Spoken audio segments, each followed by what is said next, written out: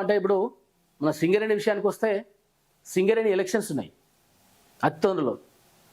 ఏది గుర్తింపు సంఘాలకు సంబంధించినటువంటి ఆ ఎలక్షన్స్లో ప్రతి పార్టీ మేము అధికారంలోకి రావాలని, మేము అక్కడ పాగా వేయాలని చెప్పేసి పోటీ పడుతున్నాయి.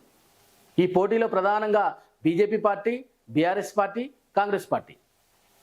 ఈ రోజు నుంచే కేంద్ర మంత్రి మనుగూరు నుంచి మొదలుకొని బెల్లంపల్లి వరకు మొత్తం 5 జిల్లాల్లో పర్యటన చేయబోతున్నారు. ఏది సింగరేణికి సంబంధించినటువంటి పర్యటనలు చేయబోతున్నారు. అక్కడ ఓటర్లను ప్రభావితం చేస్తారా, లేకపోతే వాళ్ళ నాయకులను ప్రభావితం చేస్తారా? ఇప్పటికే ఆల్రెడీ తాడిచెర్ల 2 బ్లాక్లు ఇచ్చారు కదా, దాని మీద ప్రమోషన్ చేసుకుంటారా? ఓకే. కానీ కిషన్ రెడ్డి గారితో సహా బీజేపీలో ఉన్నటువంటి నాయకులకు నేను మొదటి నుంచి ఒకటే చెప్తున్నా, మీ కింది స్థాయి క్యాడర్ చాలా బాగుంది, మీరు కొట్టుకోవడం మానేయండి ఫస్ట్. గతంలో మీరు అసెంబ్లీ ఎలక్షన్స్ చూసుకున్నప్పుడు 8 సీట్లు వచ్చినాయి మీకు. సరే, ఇప్పుడు అందులో ఒక ఆయన రిజైన్ చేసిండు మీ పార్టీకి, ఆయన మీరు యాక్సెప్ట్ చేస్తే సరే 7 మంది ఎమ్మెల్యేలు గెలిచారు. ఇంకా చాలా ప్రభావం చూపించినాయి. మంచిర్యాల లాంటి ఒక డిస్టిక్ హెడ్ క్వార్టర్లో రఘునాథ్ అని ఎన్ఆర్ఐ, ఆయన చాలా టఫ్ ఇచ్చిండు. ప్రేమ్సాగర్ రావు ఓడిపోతారేమో అనుకున్నారు. ఇట్లాంటి నాయకులు చాలామంది ఉన్నారు. ఒక్క రఘునాథే కాదు, కరీంనగర్ జిల్లాలో కానీ, లేదంటే ఇంకా జైత్యాలలో కానీ, ఇటు పెద్దపల్లిలో కానీ రఘునాథ్ లాంటి నాయకులను మీరు ఎందుకు కాపాడుకోరు? రఘునాథ్ లాంటి నాయకులను మీరు ఎందుకు ప్రోత్సహించరు? అక్కడ గ్రౌండ్ లెవెల్లో ఎంత కష్టపడుతున్నారు వాళ్ళు. మొత్తం రాష్ట్ర వ్యాప్తంగా, తెలంగాణ రాష్ట్ర వ్యాప్తంగా ఎంతమంది నాయకులను మీరు ప్రోత్సహిస్తున్నారు? వాడేమైనా పైకి పోతున్నారంటే కాలు గుంజులు కథం కింద వారించరు. సో ఈ రోజు నుంచి మనుగూరు నుంచి మీరు బెల్లంపల్లి దాకా పర్యటన చేస్తున్నారు. సరే ఓకే, మీరు అధికారంలోకి రావడం అది సబబే, దాన్ని ఏం కాదని ఎవరు అనట్లేరు. అట్లనే మీరు గుర్తించండి. మీరు పర్యటన చేస్తున్నప్పుడు మీరు వాళ్ళ కార్యకర్తల అభిప్రాయాలను తీసుకోండి.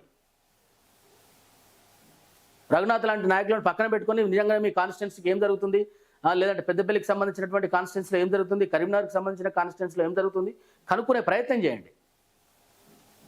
అప్పుడు 100% సక్సెస్ అవుతారు.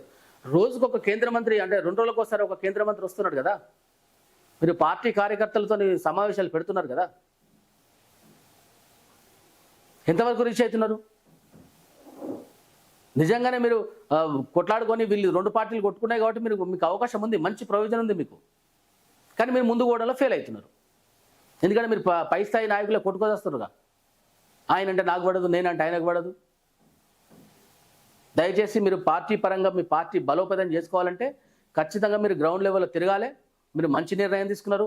మనుగూరు నుంచి సరే ఆ ఎలక్షన్స్ ప్రభావమో, లేదంటే మీరు గెలవాలనే ఒక తాపత్రయమో నాకు తెలియదు, కానీ అది మీరు పాదయాత్ర చేయడము, లేదంటే మీరు పర్యటన చేయడం మంచి నిర్ణయం.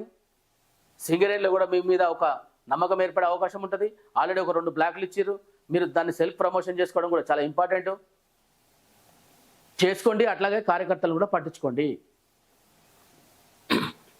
ఇదిగోండి, సింగరేణి కోల్ బెల్ట్పై బీజేపీ ఫోకస్, కార్మిక సంఘం ఎన్నికల్లో త్రిముఖ పోరుకు దిశగా వ్యూహాలు, కాంగ్రెస్ ప్రైవేటీకరణ ఆరోపణలపై అటాకింగ్ పాలిటిక్స్. నేడు రేపు బీజేపీ సింగరేణి భరోసా యాత్ర, పాల్గొననున్న కేంద్ర మంత్రి కిషన్ రెడ్డి. సింగరేణిపై కేంద్రం చూపిస్తున్న శ్రద్ధను వివరించే యత్నం.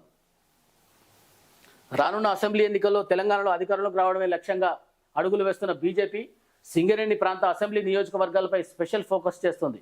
వాస్తవానికి తెలంగాణ రాజకీయాల్లో సింగరేణి కోల్ బెల్ట్ బొగ్గు గనుల ప్రాంతం ఎప్పుడూ అత్యంత కీలకమైన రాజకీయ వ్యూహ కేంద్రం.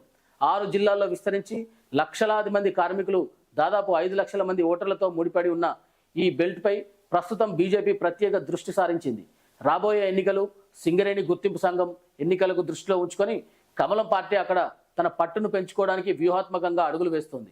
తెలంగాణ రాజకీయాల్లో ఏ పార్టీ అధికారంలోకి రావాలన్నా నల్ల బంగార క్షేత్రం సింగరేణి రూట్ చాలా కీలకం.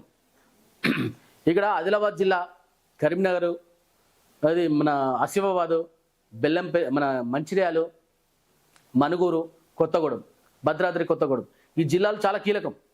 సింగరేణి అంటేనే నల్ల బంగారమే అది.